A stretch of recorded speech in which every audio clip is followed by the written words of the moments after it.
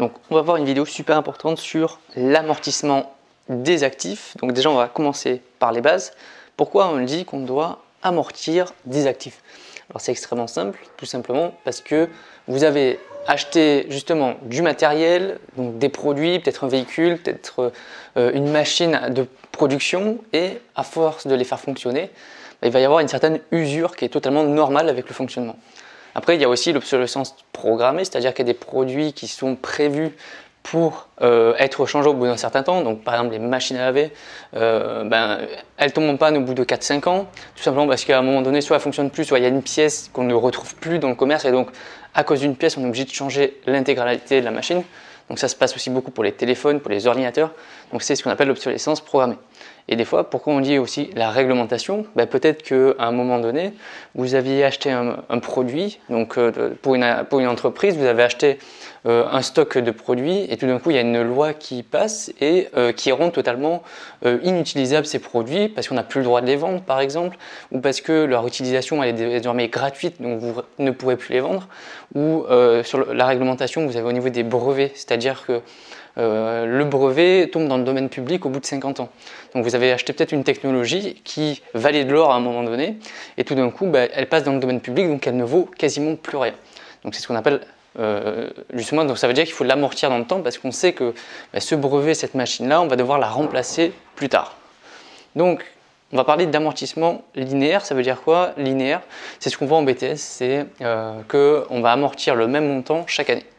Donc par exemple, pour le premier cas où on met en route l'actif, une machine ou peu importe, qu'on achète un produit en début d'année, donc tous les ans on va mettre de côté 4 000 € pour une machine qui en vaut 12 000 par exemple. Donc vous voyez que l'amortissement linéaire, quand on dit que c'est le même montant chaque année, c'est 4 000 € dans notre exemple chaque année. Deuxième cas, on met en route en cours d'année. Ça veut dire que on le met à la, justement, pour simplifier, on va le mettre à la moitié de l'année. Donc ça veut dire que vous voyez, on va amortir que le prorata. Au lieu de faire 4 000 € en une année, comme c'est la moitié d'une année, on va prendre que la moitié, donc 2 000. Donc après, ça ne change pas, c'est toujours un amortissement linéaire, donc avec 4 000 € par an qui sont amortis. Et du coup, il y a un décalage, vous voyez. Là, il y a 2 000 et là, il y a 2 000. Donc on passe en année 4. Alors que là, en année 1, c'était 3 années complètes. Là, on chevauche sur 4 années au total. Mais ça reste quand même le même montant d'amortissement. Quelles sont justement les formules à connaître pour calculer l'amortissement des actifs?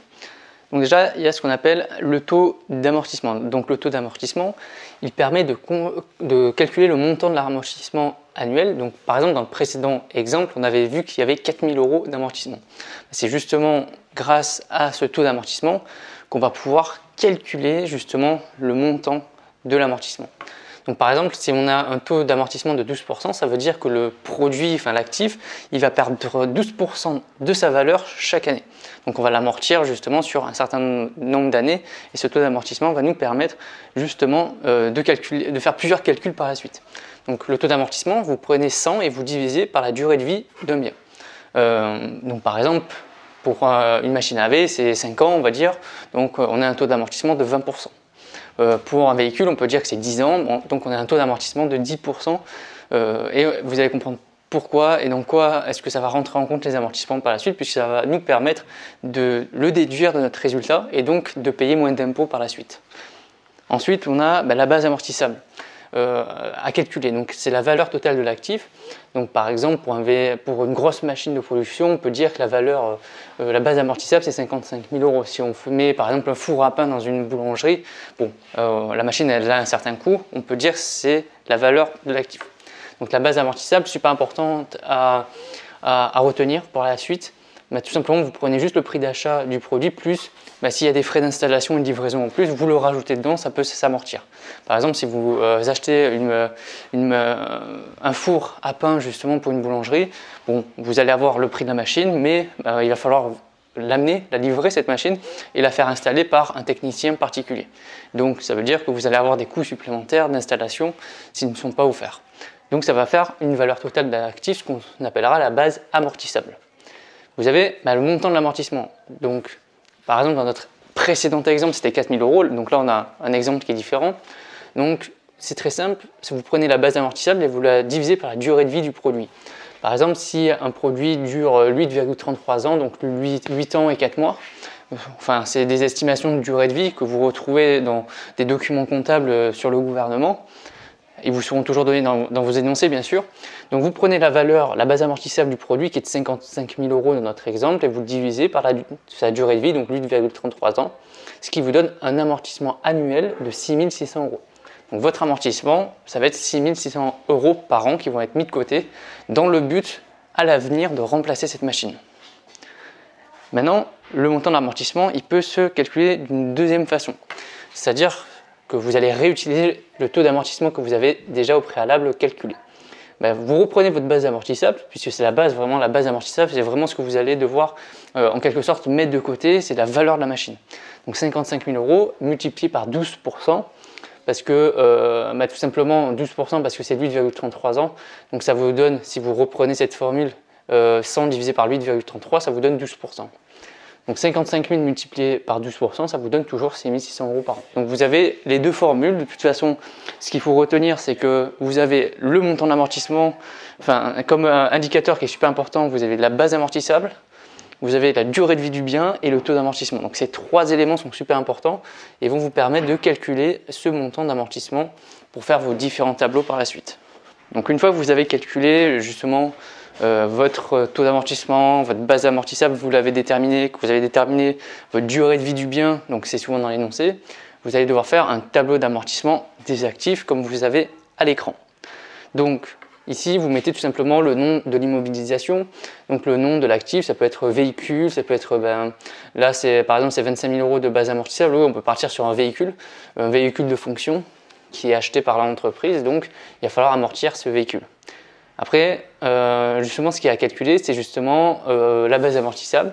Donc, soit elle vous sera donnée dans l'énoncé, soit justement, on va vous demander de la calculer. Donc, on va vous donner la durée de vie, on va vous donner ou le taux d'amortissement, et là, vous allez pouvoir calculer la base amortissable par la suite.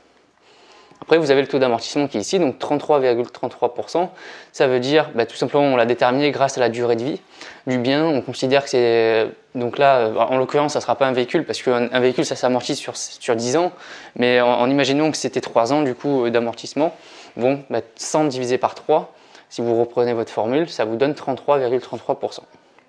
Donc là, c'est forcément la durée de vie, c'est des normes comptables qui sont déterminées à l'avance et qui déterminent que chaque type de produit a une durée de vie qui est temps. Donc c'est bien sûr l'amortissement, vous verrez, c'est pas quelque chose qu'on va payer en quelque sorte, qu'on va décaisser, mais c'est un chiffre comptable qui va nous permettre de réduire notre base d'imposition et donc de payer moins d'impôts. Là, vous avez le début de l'amortissement, donc c'est la mise en service qui est super importante à retenir pour savoir est-ce qu'on va être dans le cas où chaque année on va avoir le même amortissement, c'est sûr, mais est-ce qu'on va avoir quelque chose qui va se calculer au prorata ou est-ce que ça va être des années pleines entières pour l'amortissement. Donc c'est l'année de mise en service, là c'est le 15 mars en l'occurrence, et vous avez le mode d'amortissement qui est amortissement linéaire, donc ça veut dire que l'amortissement sera identique chaque année. Donc comme vous pouvez le voir ici, donc c'est 8333 pour le montant d'amortissement annuel. Et donc là, comme c'est une mise en service qui est du 15,03, vous avez seulement les 3/4 de l'année qui sont payés en première année et vous avez le quart restant qui sera amorti sur la dernière année. Donc ensuite, dans votre tableau, vous avez toutes les années, donc N, vous avez N, N plus 1, N plus 2, N plus 3. Donc ça, c'est des années d'amortissement. Donc vous voyez, c'est une durée de 3 ans. Donc vous avez 4 années parce que vous avez une mise en service qui n'est pas au premier. Vous avez une mise en service du 15. Donc la base amortissable, c'est toujours la même à mettre dans cette colonne parce que votre base, elle ne change jamais. C'est toujours 25 000 € dans notre exemple. Après, vous avez l'amortissement annuel. Donc l'amortissement annuel, si vous reprenez votre formule, donc votre base amortissable multipliée par votre taux d'amortissement, ça vous donne 8 333 € qui sont amortis chaque année. Donc ça, en première année, vous payez justement, vous amortissez plutôt, parce que ce n'est pas un paiement, vous amortissez sur 8 333 € du 15 au 31. Donc quand vous faites une règle de 3, vous retrouvez 6 597 € d'amortissement et le reste forcément sera 1736. Donc quatrième année, ça sera le prorata toujours de 8 333 €, donc du 1er janvier au 15/03, donc le restant justement à amortir. Et par contre, ce que vous avez calculé en amortissement annuel, c'est ce qui va y aller sur les 2 et 3 années qui sont pleines. Donc année 1, enfin année N+1 et N+2. Et donc c'est important de calculer d'abord l'amortissement annuel plein, parce que quand vous allez faire votre prorata pour l'année N et votre année N+3 ici, quand vous avez un décalage justement, c'est ça qui va vous permettre de calculer ce décalage. Et là vous avez la valeur nette comptable du bien. Alors c'est extrêmement simple, c'est au fur et à mesure du temps, la valeur de votre bien il va diminuer. C'est notamment le principe des amortissements. Donc en fait on considère qu'un bien va perdre sa valeur dans le temps pour toutes les raisons qu'on a vues en début de cette vidéo. Et donc s'il perd de la valeur, il va falloir mettre de côté justement de l'argent pour pouvoir le remplacer quand il n'aura aucune valeur. Donc c'est extrêmement simple. La valeur nette comptable, c'est la base amortissable de l'année précédente. Enfin, c'est justement la valeur nette comptable précédente moins l'amortissement qui a été dû. Donc là, pour 18 403, j'ai fait quoi? J'ai fait 25 000 moins 6 597. Après, pour trouver 10 070, j'ai fait tout simplement 18 403 moins la valeur de l'amortissement, donc 8 333. Là, pour 1736, j'ai fait 10 070 moins 8 333. Et forcément, 1736 moins 1736, ça vous donnera 0 de valeur nette comptable à la fin. Le cumul de l'amortissement, c'est une colonne que vous pouvez faire. C'est tout simplement, c'est extrêmement simple, c'est un cumul. Donc 6 597 plus 8 333 va vous donner 14 930. 14 930 plus 8 333 va vous donner 23 263. Et après, si vous faites plus 1736, c'est 25 000. Donc c'est un peu l'inverse de la valeur nette comptable.